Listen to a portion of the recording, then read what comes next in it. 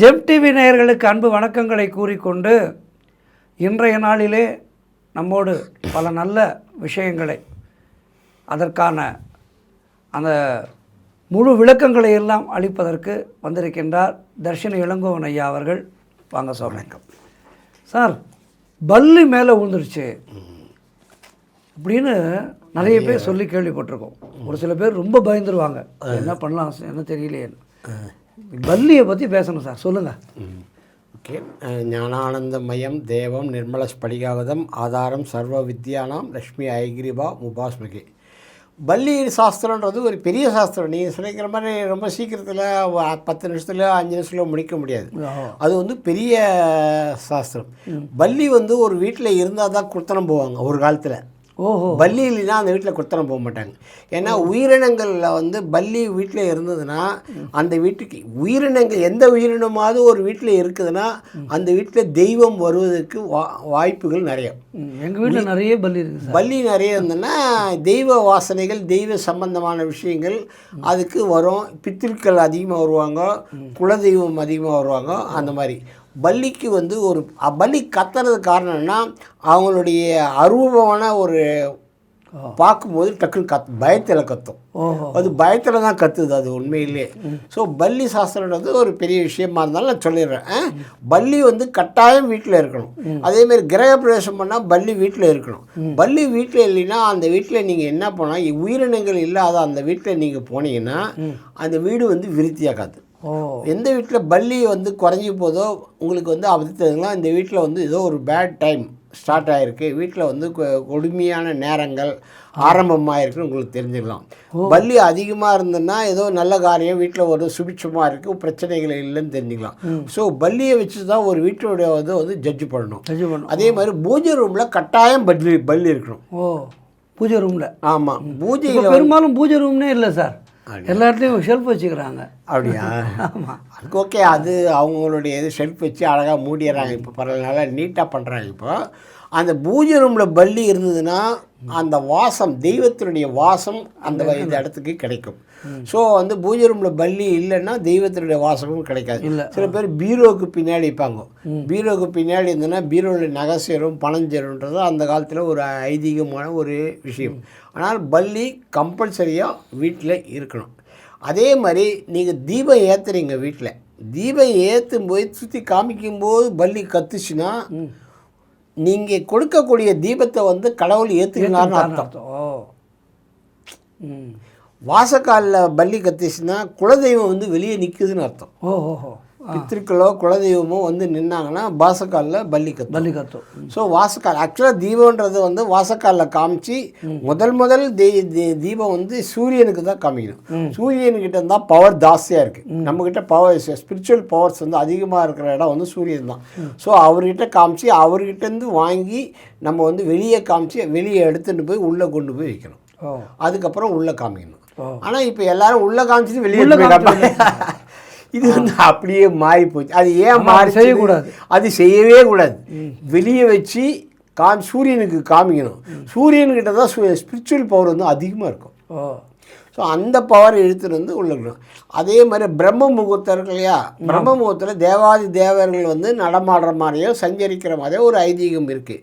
அதே மாதிரி பிரம்ம முகூர்த்தத்தில் வாசலுக்கு வெளியே தீபம் ஏற்றி அங்கே காமிச்சிட்டு அப்புறம் வாசக்கால் காமிச்சிட்டு அதுக்கப்புறம் தான் உள்ளே கொண்டு வரணும்.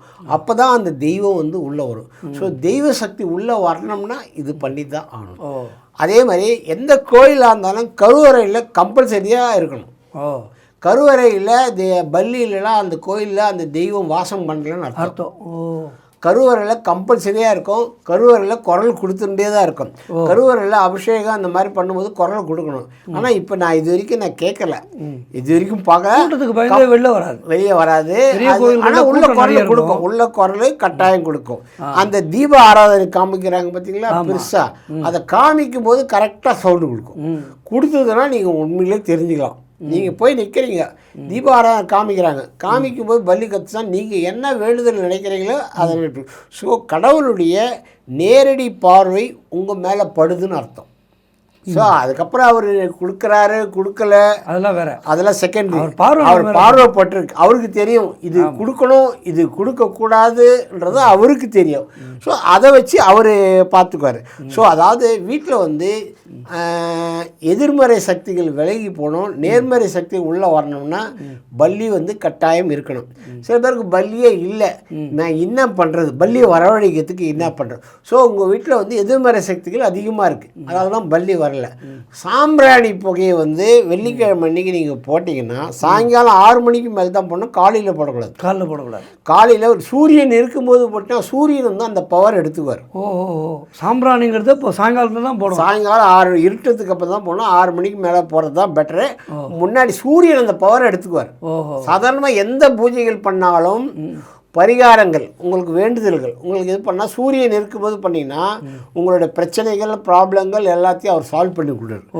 ஆனால் சூரியன் இல்லாத நேரத்தில் சந்திரன் இருக்கும்போது நீங்கள் பண்ணிங்கன்னா உங்களுக்கு வந்து உங்களுடைய வேண்டுதல்கள், உங்களுக்கு வந்து ப்ரமோஷன், ஒரு வீடு வாங்கணும், ஒரு லேண்டு வாங்கணும், ஒரு திங்ஸ் இருக்கணும், வாழ்க்கையில் ஒரு இம்ப்ரூவ்மெண்ட் இருக்கணும், அந்த மாதிரி விஷயங்கள் வந்து சந்திரன் இருக்கும்போது தான் பண்ணணும். சந்திரன் எந்த அளவுக்கு பவர்ஃபுல்லாக இருக்கிறாரா, பௌர்ணமி இல்லையா, அந்த மாதிரி எந்த நேரத்தில் பவர்ஃபுல்லாக இருக்கோ அது பண்ணணும்.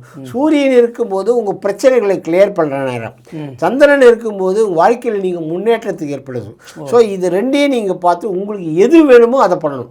நீங்கள் கோயிலில் போய் பூஜை பண்ணாலும் சரி, நீங்கள் வீட்டில் பூஜை பண்ணாலும் சரி, இந்த திங்ஸை வந்து நீங்கள் கம்பல்சரியாக ஃபார்வர்ட் பண்ணணும். ஸோ டேரா பண்ணுறது, நம்ம எல்லாமே டேரா தான் பண்ணுவாங்க. நைட்டில் வந்து ஒரு தீபம் ஏற்றுவாங்க, அவ்வளோதான், முடிஞ்சு போச்சு. அதுக்கப்புறம் அவங்க வந்து அந்த பக்கம் வந்து உள்ளே வரமாட்டாங்க. ஸோ தெய்வ ஆராதனைகள் இவ்வளோ முடிஞ்சு போயிடும். ஸோ வந்து குலதெய்வ பூஜைகள் பண்ணிங்கன்னா பல்லி வந்துடும் வீட்டுக்கு. அதே மாதிரி சாம்பிராணி புகை போட்டிங்கன்னா பல்லி வந்துடும். பித்திருக்கள் சம்பந்தமான பூஜைகளோ அந்த திங்ஸ் நீங்கள் போட்டிங்கனாலும் பல்லி உள்ளே வந்துடும். ஸோ தெய்வ சாநித்தியம் வீட்டில் இருக்குது, தெய்வத்தினுடைய அருள் வீட்டில் இருக்குது. தெய்வத்துக்குன்னா பல்லி வீட்டில் இருக்கணும். ஸோ பல்லி வந்து இறந்து போச்சுன்னா என்ன பண்ணுறது? பல்லி இறந்து போச்சுன்னா அந்த இடத்துல வந்து உப்பு இருக்கு இல்லையா, உப்பு தண்ணியில் கலந்து அந்த இடத்துல தெரிச்சிட்டு அந்த பல்லியை வந்து அப்படியே எடுத்துகிட்டு போய் வெளியே தூக்கி போட்டு. சில பேர் பல்லி மேலே விழுந்துச்சு, இங்கே விழுந்துச்சு, அங்கே விழுந்துச்சு, இது பிரச்சனை அது பிரச்சனைவாங்க. அதெல்லாம் ஒன்றுமே பெரிய பிரச்சனை இல்லை. நேராக நீங்கள் போங்க, ஒரு பின்னில் வந்து உப்பு, கல்லுப்பு, கடல் உப்பு எடுத்து தண்ணியில் கரைச்சி, தண்ணி ஊற்றி கரைச்சிட்டு அந்த தண்ணி எடுத்து தலை மேலே ஊற்றிக்கும். ஊற்றிட்டீங்கன்னா எல்லாமே கிளியர் ஆகிடும். ஸோ எல்லாம் எங்கே விழுந்தாலும் இந்த பரிகாரத்தை பண்ணிடணும். ஆமாம், மேலே எங்கே விழுந்தாலும் ப்ராப்ளம் இல்லை. நீங்கள் உப்பு தண்ணியில் குளிச்சிட்டிங்கன்னா அந்த தோஷம் வந்து உங்களுக்கு வெளியே போயிடும். ஸோ அது வந்து பல்லிக்கு அது ரொம்ப ரொம்ப விசேஷமான திங்ஸு. அதனால் நீங்கள் அது பண்ணால் தான் குலதெய்வம் பித்திருக்களுடையது இந்த ஆசீர்வாதங்கள் இருந்தால் தான் பல்லி வந்து வீட்டுக்கு வரும், இல்லைன்னா பல்லி வராது. ஸோ பல்லின்றது ரொம்ப முக்கியமாக ஒரு திசையில் இருந்தால் ஒரு மாதிரி இருக்கும். இப்போ வந்து வடக்கு கிழக்கு, வடகிழக்கில் இருந்ததுன்னா உங்களுக்கு வந்து நல்ல விஷயங்கள், நல்ல திங்ஸ் வந்து நடக்க போகுதுன்னு அர்த்தம். ஸோ வந்து கெட்ட கருத்துக்கள் வர்றது இருந்தால் அது வந்து நம்ம தெற்கு, தென்மேற்கு, தென்கிழக்கு திசையிலேருந்து குரல் கொடுத்தா அது வந்து பிரச்சனைகள் ஏதோ உங்களுக்கு வரப்போதே நீங்கள் கேர்ஃபுல்லாக இருங்கன்னு அது காமிச்சு கொடுக்கும். ஸோ இதுதான் இந்த இந்த டைரக்ஷன், தெற்கு, தென்கிழக்கு, தென்மேற்கு, இது மூணும் வந்து கெட்ட விஷயங்களை வந்து சொல்லிக் கொடுக்கும். வடக்கு, கிழக்கு, வடகிழக்கு வந்து உங்களுக்கு நடக்கக்கூடிய நல்ல விஷயங்களை சொல்லிக் கொடுக்கும். ஸோ இதுக்கும் அதுக்கும் அதுதான் டிஃப்ரென்ஸு. ஸோ அந்த பல்லி கத்துறது நல்லது, பல்லி பயத்தில் தான் கத்துறது. அதை பற்றி நீங்கள் வந்து பல்லி கத்தனா நல்லது, கத்தலைனாலும் அதை பற்றி நம்ம இது பண்ண வேண்டாம். ஸோ பல்லி இருந்தாலே போதும். பல்லி இருக்குது, அந்த காலத்தில் வீடு பார்க்கும்போது பல்லி இருக்கான்னு பார்ப்பாங்களா, அதான் கொடுத்த இப்போல்லாம் பார்க்கறதில்ல, யாருக்கும் தெரியாது அதை பற்றி. ஸோ கிரக பிரவேசம் பண்ணாங்கன்னா பல்லி தான் பார்ப்பாங்க மெயினாக. பல்லி பார்த்து பல்லி சிலையே வந்து நீங்கள் பார்த்தா இந்த கோயில்லையே இருக்குது. இதில் காஞ்சிபுரத்தில் ஒரு உலகளந்த பெருமாள் கோயில் இருக்கும். ஸோ பல்லி வந்து ரொம்ப விசேஷமான ஒரு அதிர்ஷ்டமான அந்த திங்ஸ். அது பித்திருக்கள் குலதெய்வங்களுடைய வரவை வந்து சொல்லி கொடுக்கறதால அது வந்து கம்பல்சரி. அதை வெளியே திருத்தாதீங்க, மருந்து கொடுத்து சாவடிக்காதீங்க, ஒயிட் வாஷ் பண்ணும்போது இப்போல்லாம் எதுவும் பண்ணாதீங்க. அது இறந்தாலும் நீங்கள் அழகாக உப்பு தண்ணி போட்டு க்ளீன் பண்ணிட்டு அதை எடுத்து வெளியே போட்டுடணும். அது ரொம்ப நல்லது சார். ரொம்ப ரொம்ப சிறப்பாக பல்லி விஷயத்தை, சாதாரண பல்லின்னு நினைக்கிறோம், ஆனால் அந்த பல்லி விஷயத்தில் இவ்வளோ இருக்குங்கிறத ரொம்ப அழகாக சொன்னீங்க. ரொம்ப ரொம்ப நன்றி சுவாமி.